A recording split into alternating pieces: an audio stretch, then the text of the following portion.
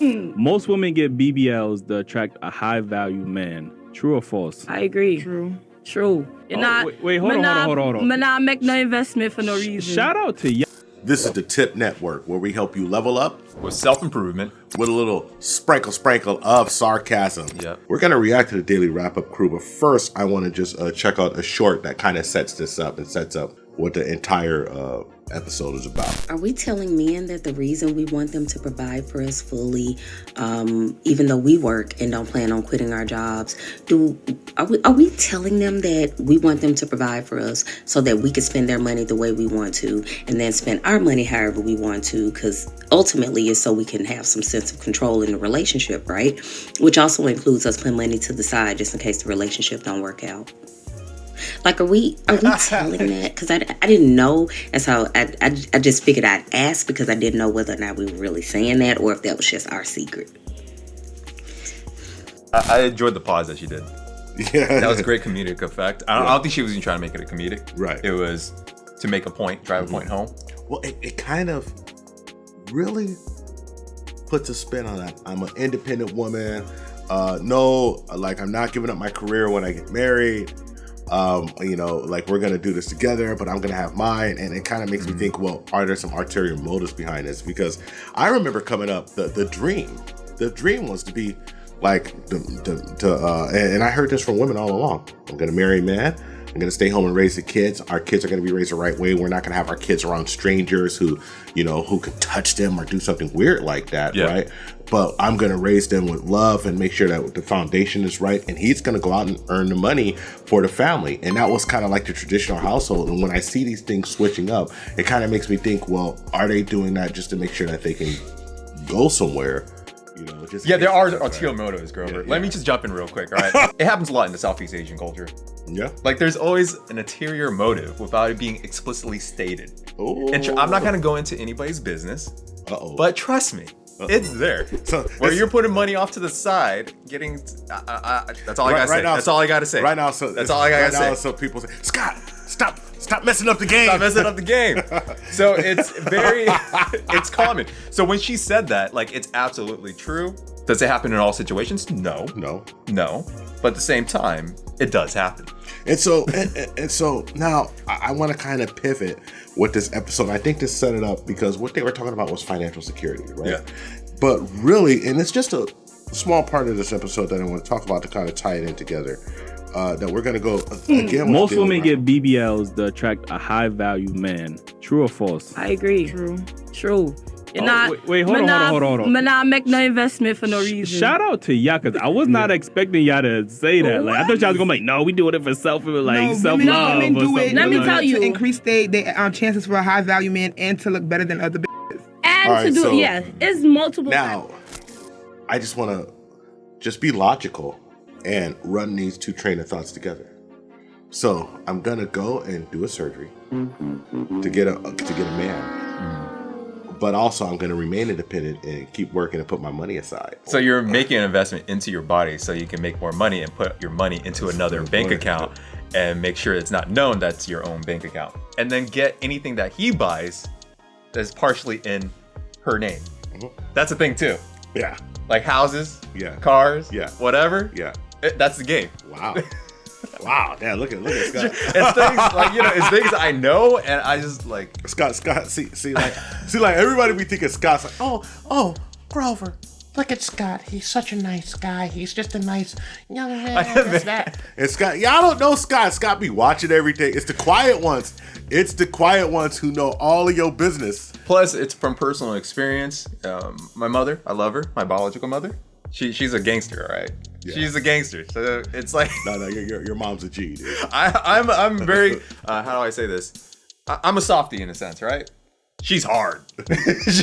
She's hard. She's willing to throw elbows and bite you. Dude, I didn't see your mom jump in the comment section. I was like, oh God. Yeah, I had to delete the comment because I was like, damn. Did you tell her how much I liked it, dude? Yeah. Well, actually, I know I haven't told her about it. Can you tell her how much I liked it? Oh, and get this too. I've said this before. She's a UFC fan. Yeah. She likes seeing grown men beat each other. Yeah. I'm like, why do you like watching? I like them beat each other. I'm like, what? I swear. She's awesome. She's awesome. She's a gangster. She's awesome. I wanna come over for dinner. You can cook you that fun, you know? So this just goes into a little story that I know from personal experience that I just want to tell, right? There's this cat, and I better not say his name, because if I say his name, he'll get really mad, because he'll be like, why are you putting my business out there? But he was a very successful businessman. Like, he grew up in South San Francisco, but he like owned business after business after business. I never really seen him work for anybody. I mean, I worked for his business. Like, when I was in high school, he had like a hauling business. Then he had another business. Then he had this business. Everything that you could think of to do, and he was super successful, great negotiator, and did this without college. I mean, just had that entrepreneurial mind spirit. I mean, like, if you have the drive, you have to know how. And I remember he was always like not wanting to work for folks. I know it came from his family. So anyway, he had married a beautiful lady and had children, right? And things were getting rocky. I mean, I know things were getting rocky, and he was worth a lot of money. I remember at one point he told me his net worth was just without his real estate investments, but just like his businesses, his stocks, and everything was far over $5-6 million. He was going through a divorce, and he was like, he didn't understand how this person, California, correct? Yeah, not only California, but San Francisco, California. Ouch. So he didn't understand how this person could be so conniving towards him, and he didn't understand how she got the resources to do what she did. And this is what she did. And I've heard of this before. I heard of the same scenario before. Like, Tom Likas had somebody who called in and told the same scenario years ago in Likas 101. And this is not recent. This is like over a decade ago. And so what he said was like, man, so I get filed divorce papers. And he says, oh, and it was rocky, and he kind of seen it coming, and so he goes someplace and goes to get an attorney, and he can't use that attorney in the town that they were in, because she had already got a consultation from that attorney. And he went to another attorney, and she had consultations from like the 10 top family attorneys in the area. He had to go outside of his area to get a family attorney. So what does that mean? That means that every time that there's something happening, that attorney had to go to court. You could charge for drive time. You could charge for all of that stuff. So it's like the difference between someone like, if your courts, let's say in San Mateo County, right?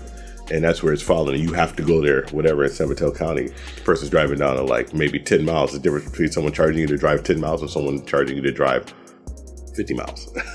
And, as the lead attorney says, they bill in like 6-minute increments or 8-minute increments, something crazy like that. So it cost him a lot of money. Brief after brief after brief filed. It was just horrible. And so his divorce came all the way out where he basically his divorce cost him about $2.5 million. And then he has to pay her alimony until she gets married. so his businesses and his stock holdings, real estate is her cash flow. Yeah. I mean, I'm sorry I'm laughing, but it's more of laughing of like, what the hell is and this? He was the first person to tell me that. That's horrible. He was the first person that told me that all of his family and his friends had advised him to get a real prenuptial agreement, and he never did it when he got married. What was his reasoning? Why? Because he didn't think he was going to need it. Okay. He didn't think he was going to need it. So the lesson of the story is that you have to do not underestimate people with options and the options that they're doing. When you see a woman who wants to be independent and has that independent mind state. For BBL? Well, she didn't have a BBL because BBL wasn't a thing back then. And you find she put money on the side? Yeah. A substantial amount of money?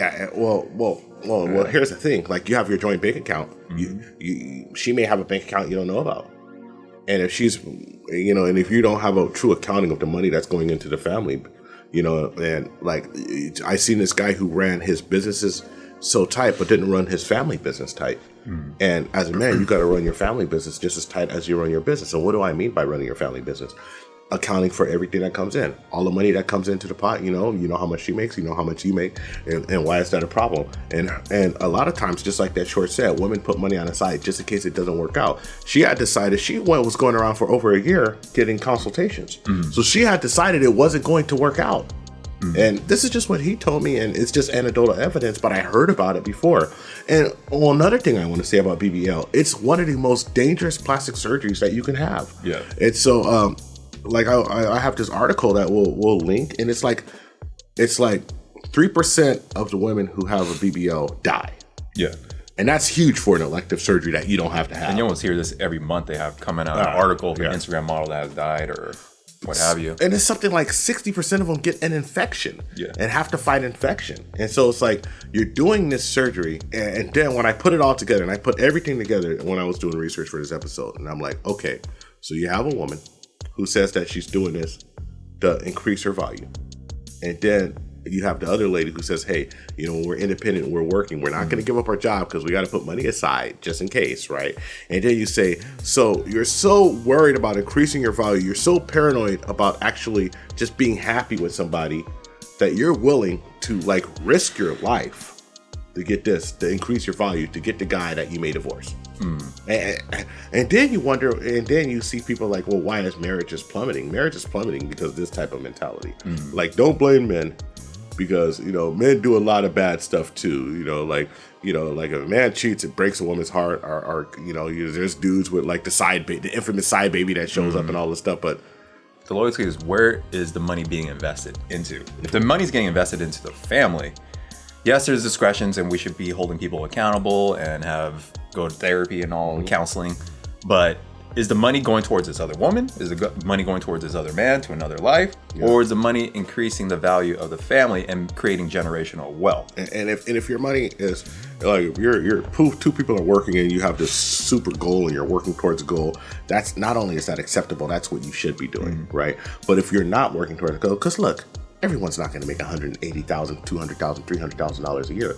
Most of y'all going to make $55,000 a year. But if you have $55,000 a year and someone making $45,000, that's $100,000. You're not living in an area that's killing you.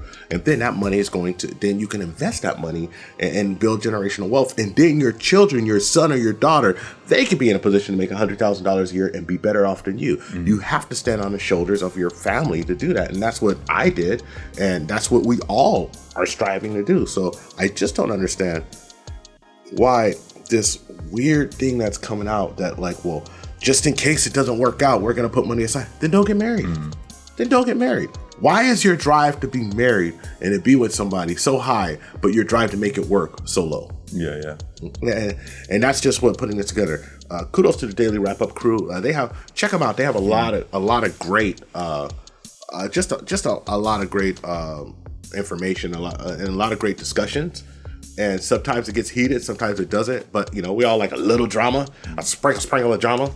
You know, but it's pretty good. You have any last thoughts about this? Yeah, to go back on what I was saying earlier in the beginning of the video, is that you see the funds getting divested into or redirected into other investments on the side of the woman's side. But what I've noticed from what I've witnessed and observed, right, there is a case where women will go and try to do their own thing away from the family. But from the cases that I've seen, the women still are investing into the family, but they are still building something on the side too. Ooh. So it's like this thing, it's like maybe I guess it's an Asian mentality or you have the backup, but you're always investing into creating a stronger family. Like you will endure and make sure that marriage lasts. Right. Something I learned from Garrett Gunderson. I might throw him up here. And he talked about the differences between the Vanderbilt family and the Rockefeller family. The Vanderbilt family happened to be really rich, squandered most of their fortune. The Rockefeller family happened to be very rich, you know, John Rockefeller, the oil industry and all that. They were able to keep their wealth and build upon their wealth. In fact, they created their own family trust, which is technically a family bank, and they did that through life insurance. So you have to go talk to your financial advisors, because I'm just saying this, I'm just sharing information with you. But if you want to know more, then talk to your financial advisor. It's not financial information. It's just financial information. Yeah. So what they would do is they would have a life insurance on their family members, as well as establishing a trust with a charter and a constitution of their family values and their family principles. So they vet their own family members when they give out loans or what have you. And then when the family members pass away, that life insurance money would go back to help their family, their immediate family, of course, and then back into the family trust. So this family trust becomes a family bank, and that's why the Rockefellers are still in existence today. So, and that's how you build generational wealth. Yeah. And then also working the tax codes a little bit. Word. But I just wanted to share this. I want to make it educational. Yeah, a little education in it. See, we always Trojan horse that education in with that entertainment. All right, so if you like content like this, and you better, because you know it's dope, like and subscribe on YouTube. Flick that bell for more notifications, but don't really flick that. You got it. Anyway. Scott is going crazy, man. Hit the notification bell, make sure it's on all so you get all the content from us. We're coming in hot, recording a lot of content for you guys, really putting in a lot of work. And then, of course, you can follow me at the gram at IamGorilla1. You can follow this man at ScottT on Instagram with 3 E's. Plus, I'll have all my other social media links down below, and you might see more Grover's and the Tip Network, where we're all at one word, Tip Network. THPP Network, on all accounts. All accounts. We touch same hands name, there. That was everything. hella weird. It's all good. Stay on your side. Yeah, well, when we upgrade to a bigger studio, we're big what we got to do. So then now, what would be the QOTD, question of the day? Question. What do you call it? QOTD. QOTD. I didn't know we had an acronym for it. There's acronyms. Ladies, do you have a backup plan? That's a great one. That's a good one. That's a good one. Ladies, do you have a backup plan? I like that. All right. So I guess there's nothing more to say, but I gotta ask you one burning question. Can you handle the tip? Boom. Booty in your face. Busting it open. Busting it open. Damn. This is the Happiness Podcast. I'm Grover. Oh, yeah, it's my turn. I'm Scotty. This motherfucker right here, boy. Leave your comments and like and subscribe on YouTube. Booty in your face.